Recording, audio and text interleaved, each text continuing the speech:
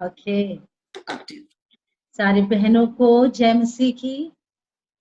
जय मसीह की। या हम या मैं परमेश्वर पिता का धन्यवाद देती हूँ।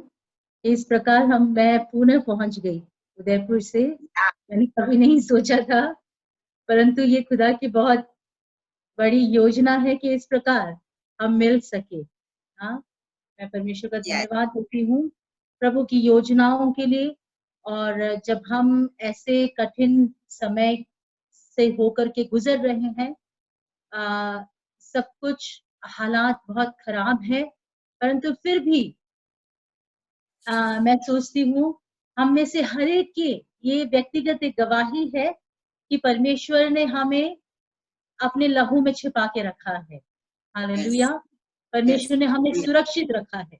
जब हम खबरों को सुनते हैं हम बहुत धर्मी हैं या हम उनसे बहुत अच्छे हैं, इसलिए नहीं, ये बोलते हुए भी मुझे डर लगता है कि हम लोगों को परमेश्वर ने सुरक्षित रखा है। यहाँ तक परमेश्वर ने हमें सुरक्षित रखा है, उसके लहू में, उसके पंखों तले, उसके आड़ में उसने हमें छिपा के रखा है। इसलिए मैं परमेश्वर का धन्यवाद देना चाहती हूँ और इस बात को मैं हल्का नहीं लेती हूँ, क्योंकि परमेश्वर का ये बहुत बड़ा कृपा है, अनुग्रह है हम पर, और हम लोग यहाँ तक सुरक्षित आए हैं। जब मुझे अपने डेसी सिस्टर ने कल मुझे बताया कि ये शेयर करना है, सो मैंने जो मेरे नॉर्मल जो मेरे बाइबल रीडिंग में से जो मैं सीख रही हूँ उसी को मैं आपके बीच में बांटना चाहती हूँ। जो परमेश्वर ने मुझे सिखाया, जो बातें मेरे मन में परमेश्वर ने डाला, उन बातों को मैं आप लोगों के बीच में शेयर करना चाहती हूँ। आवाज मेरी क्लियर है ना सब तक? हाँ जी, हाँ क्लियर है। बाकी सब म्यूट पे है तो आप सुन नहीं पा रहे। हाँ, चलेगा, बिल्कुल चलेगा, कोई दिक्कत नहीं। एंड दूसरी बात, आज मम्मी को भी आपके पास आना था, परंतु मम्मी एक्चुअली कुछ काम में लगी हुई है, इसलिए वो आ नहीं पा रही है। ओके, तो पर कुछ समय हम वचन में से सीखेंगे। मैं उसके लिए आप लोगों को बोलना चाहती हूँ, प्रेरितों के काम उसके 10 अध्याय में एक खूबसूरत विवरण है वहां पर। और जब हम वो 10 अध्याय को पढ़ते हैं तो वहां पर एक व्यक्ति का नाम है, आप लोग बता सकते हैं किसके विषय में लिखा गया है? कुरनेलियस के विषय में। प्रेरितों के काम 10 अध्याय में कुरनेलियस के विषय में लिखा हुआ है। अगर कुरनेलियस के विषय में देखिए, वहां पर ये लिखा है कि वो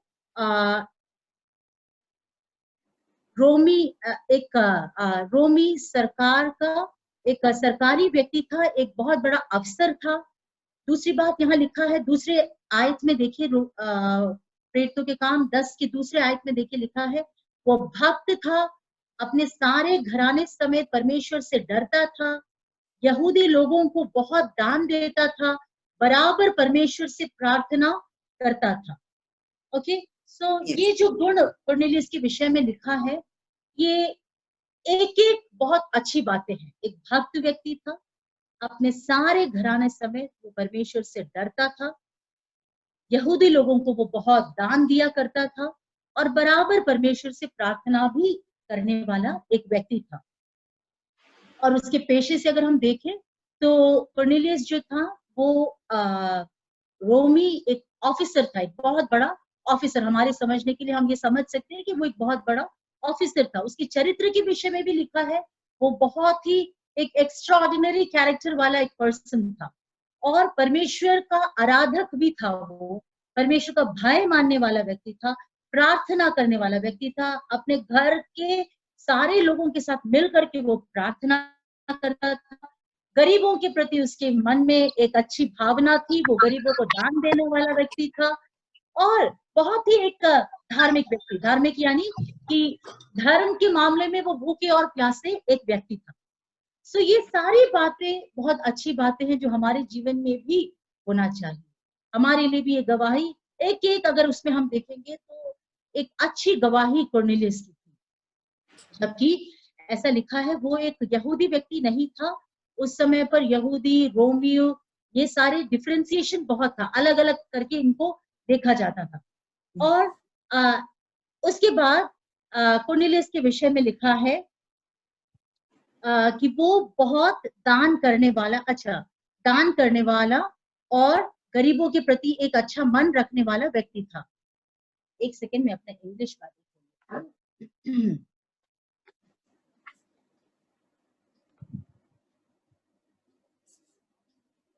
ओके, उसके तीसरे आयत से जब हम देखते हैं, एक दिन कुरनेलियुस को एक दर्शन मिला और उस दर्शन में एक स्वर्गदूत ने आकर के उससे कहा कि तुझे क्या चाहिए। उस स्वर्गदूत ने कहा, तेरा सारा प्रार्थना सुन ली गई है और जो तूने दान दिया लोगों को, गरीब लोगों को दिया, वो सब परमेश्वर के सामने ग्रहण योग्य हो गया है।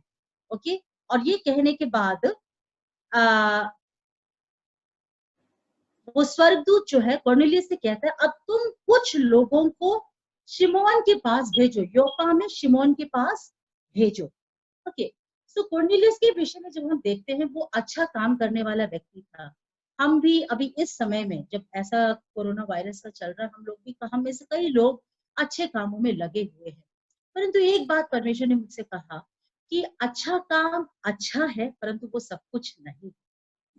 अच्छे काम करना, गरीबों को देना, भूखों को खिलाना, ये अच्छी बात है। अगर हमारा फेसबुक अगर आप देखेंगे, कई लोगों का फेसबुक में अभी ये भरा हुआ है कि इनको हमने दान दिया, उनको खिलाया, इनको करा, वो सब किया। अच्छी बातें हैं, परंतु वो काफी नहीं है। हमारे अच्छे काम अच्छी बातें हैं, परंतु वो काफी नहीं है। अगर इफिसियों की पत्री में अगर हम देखें, वहां पर लिखा है कि हम सृजे गए हैं ताकि हम भले कामों को कर सके। We are created to do good works. इफिसियों 2:10 अगर हम निकालेंगे, इफिसियों 2:10,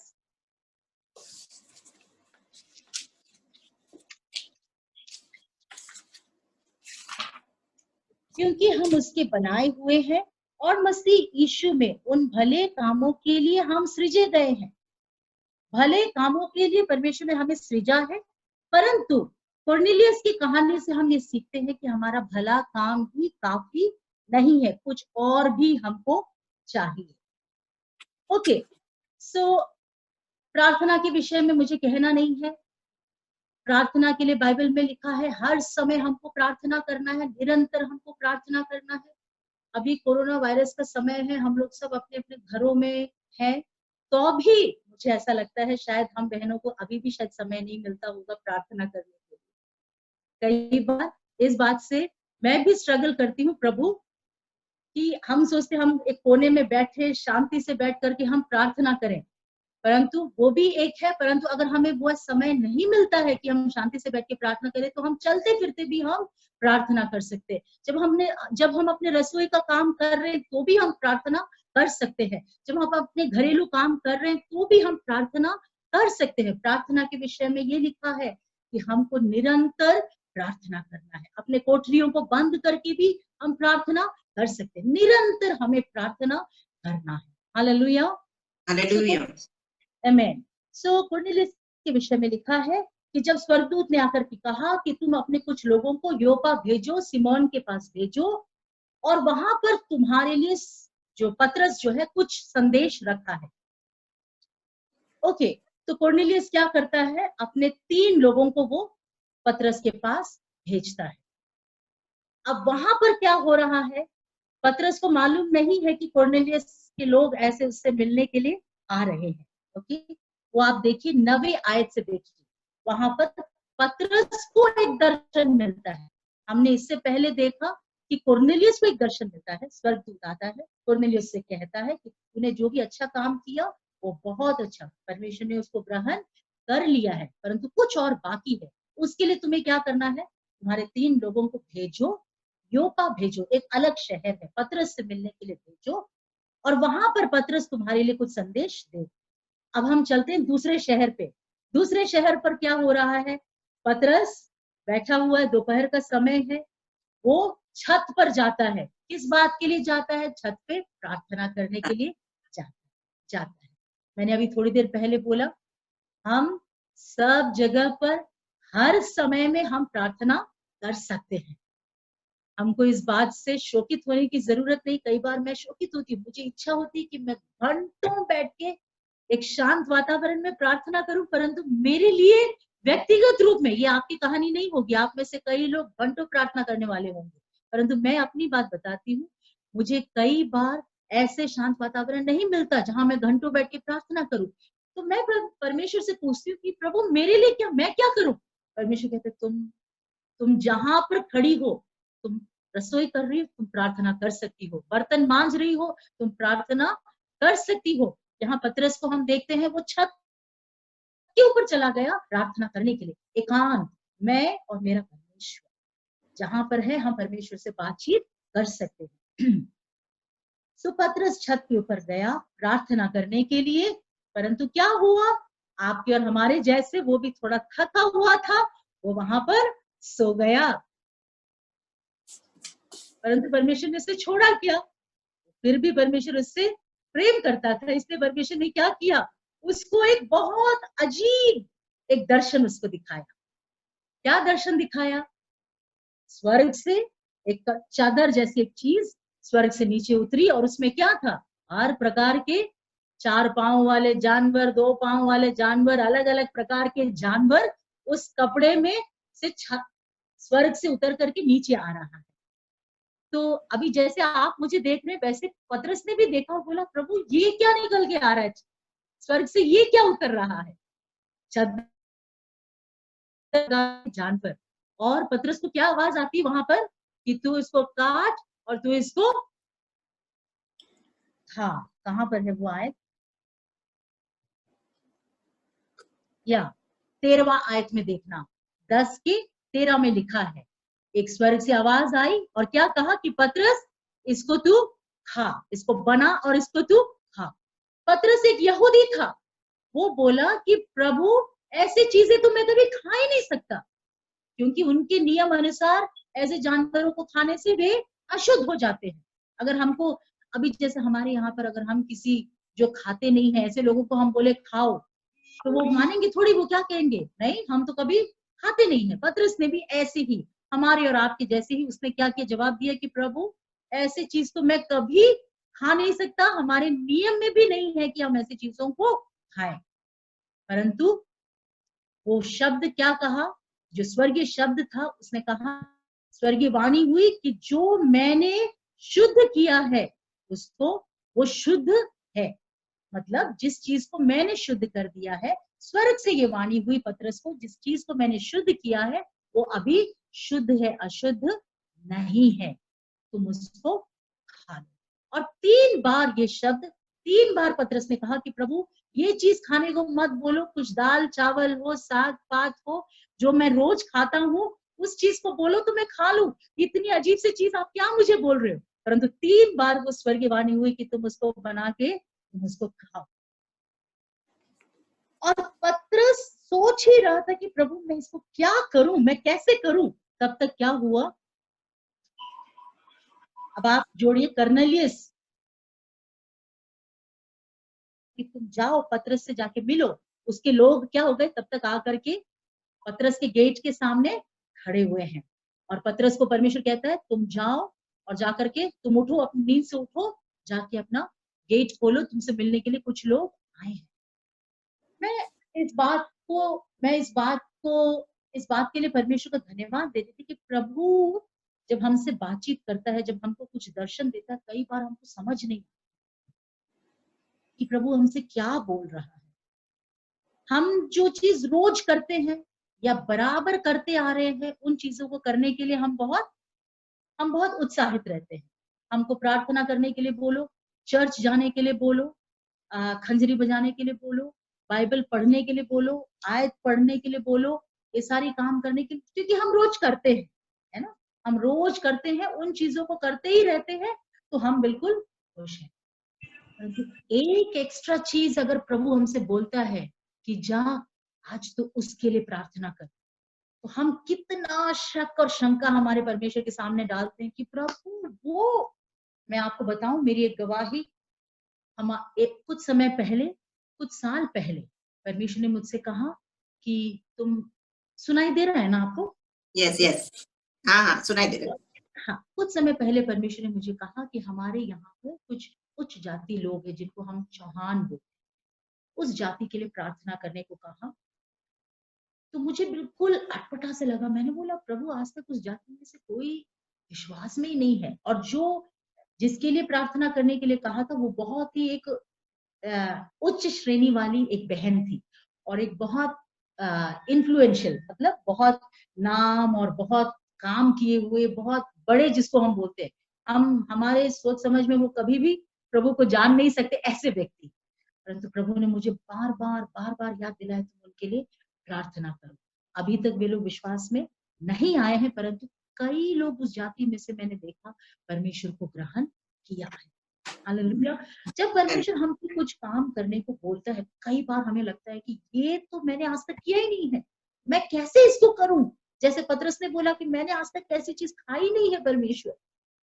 तो एक बात मैं समझ गई कि परमेश्वर जो हम करते ही रहते और हम सोचते बस यही है, उस चीज को परमेश्वर तोड़ना पसंद करता है, ताकि हम कुछ और अच्छी चीजों को पा सके। तो आज जैसे पतरस के लिए बहुत अजीबोगरीब बात थी कि वो दर्शन उसने देखा, और उसके बाद उसको बाद में जाकर के जब पतरस कुरनेलियस के लोगों से मिलता है, तो अब आपको समझने के लिए मैं कहती हूँ कि ये जो है दोनों अलग अलग जाति के लोग हैं।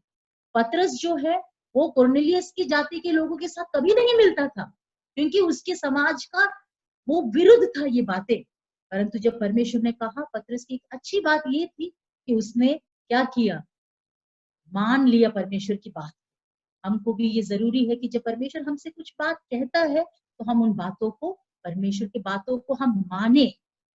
पतरस ने बहुत तर्क वितर्क तो किया उसने परमेश्वर के साथ कि प्रभु मैं ऐसा नहीं खा सकता, ये मेरे नियम के विरुद्ध है, ये मेरे कानून के विरुद्ध है, ये सारी बातें उसने बोली। परंतु उसके अंदर के अंदर कुछ अच्छी बातें थी। इसलिए क्या हुआ, समय पर वो अच्छी बातें उभर करके आई, और उसने कहा ओके प्रभु मैं तेरी बात को मान लेता हूँ। और उसने क्या किया, ऊपर कोठरी से जहां वो प्रार्थना करने गया था और सो गया था, वहां से उतर कर वो आता है, कर्नेलियस के लोगों से वो मिलता है। अब ये उस समय पर, जैसे अभी भी हमारे समाजों में उच्च जाति नीच जाति, इससे हम मिल सकते हैं उससे हम नहीं मिला सकते हैं, ऐसी बातें बहुत होती है। परंतु यीशु मसीह में ये सारी बातें खत्म हो गई। हालेलुया। ये सारी बातें प्रभु यीशु मसीह ने तोड़ दिया है। और प्रभु यीशु मसीह पतरस से कहते हैं तुम जाकर के उनसे मिलो। तो उस जमाने में भी जब पतरस आकर के कुरनेलियस के लोगों से मिलता है, वो एक बहुत बड़ी बात थी। पतरस उनको घर में बुलाता है, वो एक बहुत बड़ी बात थी, क्योंकि लोग ऐसे ऐसे लोगों को कभी अपने घर में बुलाते नहीं थे। मैं परमेश्वर का धन्यवाद देती हूँ कि हम एक ऐसे प्रभु की सेवा करते हैं, हम एक ऐसे प्रभु की उपासना करते हैं जो दीवारों को तोड़ता है, और हम में से हरेक को प्रभु यीशु मसीह में हमको वो एक बनाता है। हालेलुया। तो हम यीशु मसीह में ना तो हम कोई ऊंच है, ना कोई हम नीचे हैं, ना कोई पढ़े लिखे हैं, ना अनपढ़ है, ना कोई गोरा है, ना कोई काला है। हम प्रभु यीशु मसीह में एक है। पहला शमूएल 16:7 में लिखा है, जब शमूएल भविष्यद्वक्ता जब वहां पर कौन राजा बनेगा उसको जब अभिषेक करने गया था, तो उसने किसको देखा, अच्छे अच्छे लोगों को देखा। परंतु वहां पर एक आयत लिखी है, परमेश्वर चेहरे को नहीं देखता है, हम कितने गोरे हैं या हम कितने काले हैं नहीं देखता है। परमेश्वर कहाँ देखता है, हमारे दिलों को देखता है। कहाँ देखता है, परमेश्वर हमारे दिल को देखता है। सो परमेश्वर ने पतरस को तैयार किया। पतरस का क्या रहा, पतरस आज्ञाकारी बना। हमारे जीवन में भी हमको आज्ञाकारी का एक बहुत बड़ा गुण है। जब परमेश्वर हमसे कुछ कहता है, क्या हम उसको सुनने के लिए तैयार हैं? और अगर मैं आप में से हर एक से पूछूं क्या परमेश्वर ने आपसे कुछ कहा है, तो हाँ, आप लोग में से अधिकतर लोग यही कहेंगे कि हाँ परमेश्वर मुझसे बातचीत किया है। परंतु अगला सवाल मैं आपसे पूछूं, उनमें से कितनी बातों को आपने किया है? तो शायद 100 में से 1 होगा, या 100 में से 2 बातें होंगी। रोज परमेश्वर हमसे बातचीत करता है। कितने हम में से कितने लोग हैं जो परमेश्वर की बात को मानते हैं? पवित्र आत्मा कितनी बातें हमारे कानों में डालता है, हमारे हृदय में डालता है। क्या हम उन बातों के लिए संवेदनशील है? क्या हमको संवेदनशील रहना है। परमेश्वर हमसे बातचीत करता है। इसलिए क्या होता है, हम परमेश्वर की बातों को अनसुनी करते हैं, इसलिए परमेश्वर जहां हमको चाहता है उस स्तर तक हम कई बार पहुंच नहीं पाते। क्यों? क्योंकि हम परमेश्वर की बातों को अनसुनी करते हैं या हम टालते हैं। हम ये कहते हैं कि हाँ अभी नहीं, मैं थोड़ी देर के बाद, बस थोड़ी देर। फिर आज निकल जाता है तो हम सोचते हैं अच्छा जी आज नहीं तो कल सुबह सुबह हो जाएगा। फिर कल सुबह भी निकल जाता है, फिर एक सप्ताह निकल जाता है, फिर एक साल भी निकल जाता है, हमारा वो काम रह जाता है। पवित्र आत्मा ने हम में से जितने यहाँ बहनें बैठी हैं, बहुत खूबसूरत बातें पवित्र आत्मा आज भी हमसे कर रहा है, परंतु बात ये है क्या हम उसके प्रति कुछ प्रत्युत्तर दे रहे हैं, या अभी भी हम हिचकिचा के बैठे कि प्रभु ये तो मैं नहीं कर सकती, ये तो मेरे लिए बहुत बड़ा है, ये तो बहुत अजीब सी बात है, ये तो मैंने आज तक किया नहीं है। क्या हम ऐसे बातों को कर करके हमारे दिन और साल हम गंवा रहे हैं? ये हमको व्यक्तिगत रूप में परमेश्वर के सामने हमको ये जवाब देना है, और हमको परमेश्वर के सामने ये लेखा जोखा करके उस बातों को हमको क्या करना है, हमारे जीवन में सही करना है। पतरस ने यहाँ पर क्या किया, कुरनेलियुस से मिलने के लिए गया। वो एक बहुत बड़ी बात थी, जाति भेद था, बहुत सारी बातों का भेद वहां पर था, परंतु पतरस ने क्या किया, सिर्फ उसने एक ही बात किया। उसकी इच्छा नहीं थी, उसके जो बचपन से वो सीख के आया था ऐसी कोई बात उसने सीखा नहीं था, उसका बिल्कुल विपरीत था जो परमेश्वर उससे आज कह रहा है। देखिए ये कोरोना आने के चक्कर में है, हमारा संडे आराधना चर्च हो गया खत्म। आज तक हम क्या सोचते थे, संडे जाना ही चर्च।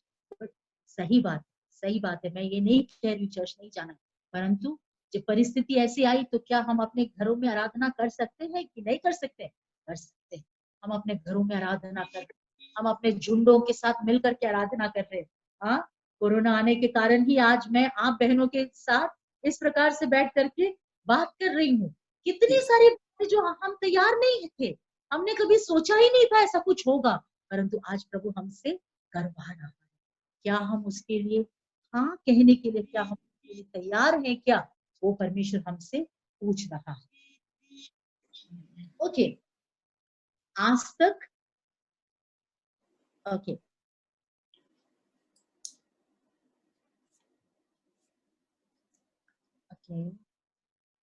सो पतरस ने क्या किया, कुरनेलियुस के जो लोग आए थे, 3 जन आए थे, उनको अपने घर में बिठाया, उनको खिलाया पिलाया, उनको वहां सुलाया। ओके, और अगले दिन वे लोग वापस कुरनेलियुस से मिलने के लिए, पतरस और उनके जन मिलकर के कहाँ जा रहे हैं, वापस कुरनेलियुस से मिलने के लिए वापस वहां जा रहे हैं। और पतरस जब कुरनेलियुस के घर में जाता है, अब आप याद रखना है कुरनेलियुस एक अन्य जाति के समान है, एक अन्य जाति व्यक्ति के समान है। जब पतरस वहां पर जाता है, पतरस भी क्या करता है, अपने साथ कुछ लोगों को लेकर के जाता है। इसका मतलब पतरस के मन में है कि बहुत अजीबोगरीब बात हो रहा है यहाँ पे, ये अच्छा नहीं होगा कि मैं अकेले जाऊं और कुछ अद्भुत काम देख कर आऊं तो मेरे लोग विश्वास नहीं करेंगे। इसलिए उसने अकलमंदी क्या किया, 6 लोगों को और लेके गया। ठीक है, अपने साथ 6 लोगों को लेकर के वो कहाँ जा रहा है, अब कुरनेलियुस के घर में बैठ जाता है। और जैसे ही कुरनेलियुस के घर में जाता है तो कुरनेलियुस क्या कर रहा है, कुरनेलियुस ने क्या किया, अपने घर में अपने घर वाले, घर के लोगों को सबको लेकर के वो इंतजारी में बैठा हुआ है। एक इंतजारी, एक हम यहाँ पर देख रहे वो ऐसे ही उठ के नहीं चले गए, खाली दिल के साथ नहीं चले गए, परंतु उनके अंदर एक बहुत गहरा इच्छा, उनको मालूम है कि कुछ ना कुछ तो यहाँ होने वाला है। उनको ये नहीं मालूम कि क्या होने वाला है, क्योंकि आज तक उन्होंने ऐसा कुछ देखा ही नहीं, जो सीखा पढ़ा जो देखा ऐसा कुछ हो भी नहीं रहा है, बिल्कुल उससे बिल्कुल कुछ अलग ही हो रहा है। इसलिए पतरस ने क्या किया, अपने साथ लोगों को लेके चला गया, और वहां कुरनेलियुस क्या कर रहा है, तैयारी के साथ बैठा है। एक तैयार मन हमारा होना बहुत जरूरी है। ये बहुत जरूरी है कि परमेश्वर की बातों के लिए हम तैयारी के साथ बैठे। किसी ने इस प्रकार का, अगर आप क्या चाहते हो, अगर आप बोलो हाँ कुछ भी चलेगा, तो सही में कुछ भी ही मिलेगा, कुछ भी मिल जाए। कुछ लोग बोलते चलेगा, कुछ भी नहीं मिले तो भी चलेगा, मिला तो भी चलेगा। ऐसे लोगों को कुछ नहीं भी मिलेगा और कुछ ना कुछ भी। परंतु अगर हम एक इच्छुक हृदय के साथ परमेश्वर के पास जाते हैं तो परमेश्वर जरूर वहां पर कार्य करेगा। पतरस जब कुरनेलियुस के घर में गया और वहां पर बातचीत हुई, बातचीत होने के बाद क्या होता है? कुरनेलियस कहता है कि मैं कई दिन से इंतजारी में बैठा हूं, क्योंकि परमेश्वर ने मुझे दर्शन दिया कि आप मेरे पास आओगे और आप कुछ संदेश लेकर के आओगे। ओके, और पतरस भी वहां पर, तब पतरस को पता पड़ता है, पतरस एक कट्टरवादी व्यक्ति था, तब पतरस को पता लगता है और वो कहता है कि अब मैं समझ गया कि परमेश्वर किसी का भेदभाव नहीं करता है। परमेश्वर के लिए कोई बड़ा या कोई छोटा नहीं है। ये मेरे प्रिय पुत्र या ये मेरी सबसे अच्छी, या ऐसा नहीं है। परमेश्वर सबसे प्रेम करता है। और परमेश्वर, देखिए उसमें 35वां आयत में लिखा है कि आप कौन से जाति से आते हैं वो परमेश्वर को मायने नहीं है, परंतु आप कितने सच्चे दिल से परमेश्वर से प्रेम करते हैं वो परमेश्वर देखता है, और वो परमेश्वर के सामने ग्रहण योग्य है।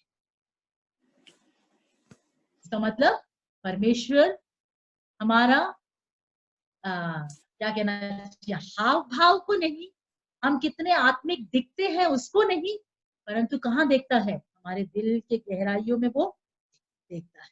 चाहे हम दिखते कैसा भी क्यों ना हो, चाहे हम बहुत स्तुति करने वाले हो, चाहे हम कम बोलने वाले हो, चाहे बहुत बड़बड़ाने वाले हो, चाहे बिल्कुल शांत रहने वाले हो, परंतु अगर हम परमेश्वर से सच्चे दिल की गहराई से अगर हम परमेश्वर से प्रेम करते हैं तो वो परमेश्वर देखता है और उसको परमेश्वर आदर भी करता है।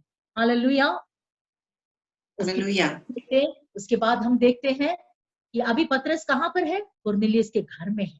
ओके, और कुरनेलियस कैसा है? कुरनेलियस अपने घर वाले और घर के समस्त लोगों के साथ इंतजारी के साथ बैठा है कि परमेश्वर मेरे लिए क्या लेके आने वाला है।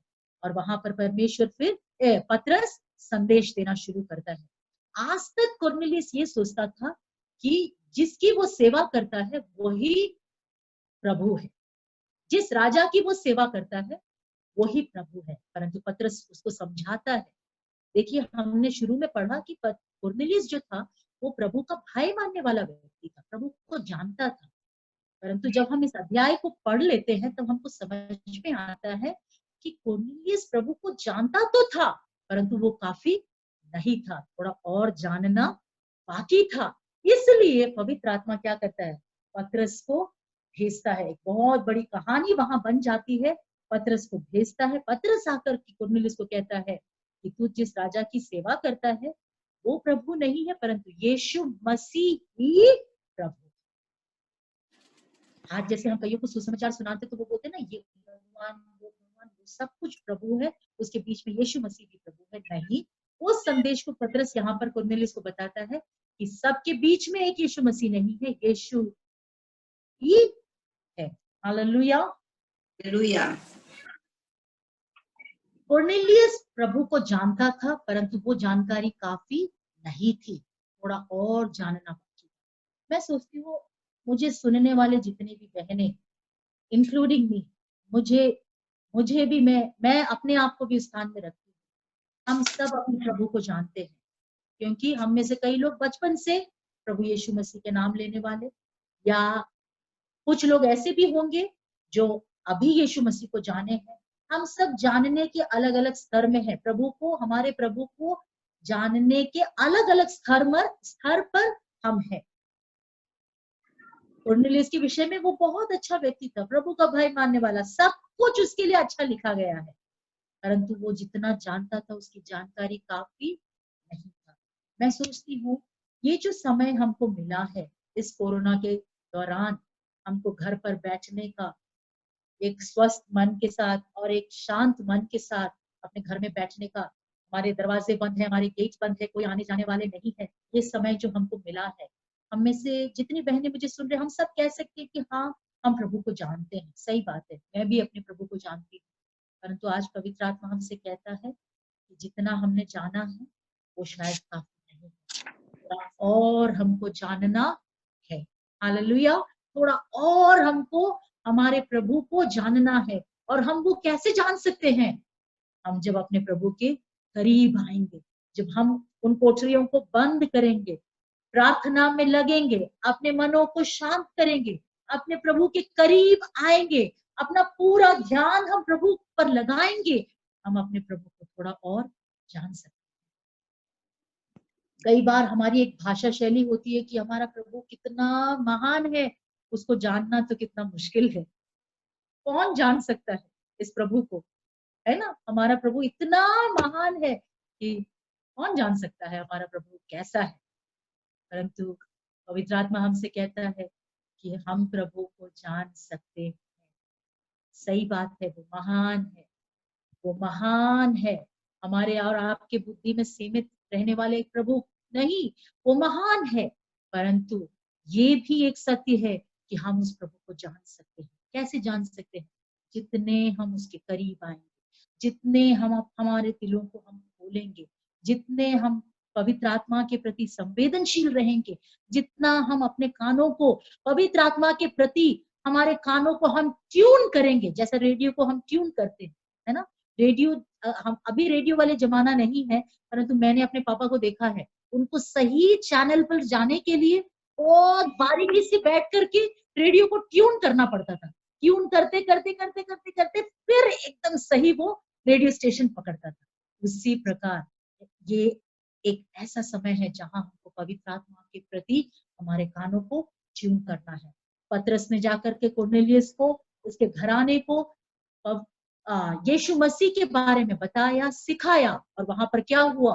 पवित्र आत्मा लोगों पर, कौन से लोगों पर? ईसाई लोगों पर नहीं, क्रिश्चियंस के ऊपर नहीं, अन्य जाति लोगों के ऊपर पवित्र आत्मा उतरा। मैं सोचती हूँ शायद पतरस संदेश देने के बाद उसको ये समय भी नहीं मिला होगा ये बोलने के लिए कि आइए हम पश्चाताप करें, या आइए कौन कौन बपतिस्मा लेना चाहता है अपने हाथ को उठाओ, कौन पवित्र आत्मा पाना चाहता है अपने हाथ को उठाओ।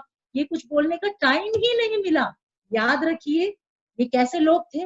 अन्य जाति लोग थे। अन्य जाति जो परमेश्वर को नहीं जानते थे, परमेश्वर के बारे में थोड़ा बहुत जानते थे, बहुत कुछ नहीं जानते थे।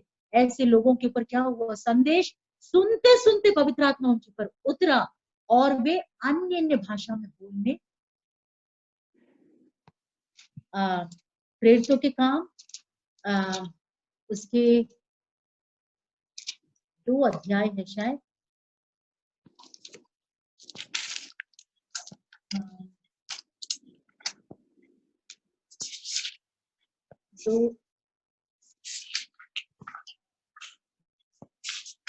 प्रेरितों के काम 2 अध्याय उसका 29वें आयत में देखिए लिखा है, ये जो परमेश्वर का वायदा है, पवित्र आत्मा के जो वायदा परमेश्वर ने दिया है, वो किसके लिए है? आपके लिए है। पवित्र आत्मा का जो वायदा परमेश्वर ने दिया वो आपके लिए, आपके परिवार के लिए, जो अभी तक जन्मे नहीं उनके लिए, और जितने लोगों को परमेश्वर अपने करीब बुला रहा है उन सबों के लिए पवित्र आत्मा का वरदान परमेश्वर पिता ने दिया है। हालेलुया। पवित्र आत्मा का वरदान, पवित्र आत्मा का वरदान इन दिनों में पवित्र आत्मा में हमको भरना है। हालेलुया। पवित्र आत्मा का भरने के विषय में योएल नबी कहता है कि अंत के दिनों में ऐसा होगा जहां तुम्हारे बच्चे भविष्यवाणी करेंगे, तुम्हारे बुजुर्ग क्या करेंगे? स्वप्न को देखेंगे, तुम्हारे जवान दर्शन को देखेंगे, तुम्हारे घर में काम करने वालों के ऊपर भी पवित्र आत्मा आएगा और अद्भुत अद्भुत कार्य होने वाला है। हालेलुया। क्या हम उसके लिए तैयार हैं क्या? हालेलुया। मैंने जो जो बातें मैंने कहा आपसे, एक बार और मैं उसको रिपीट करती हूँ।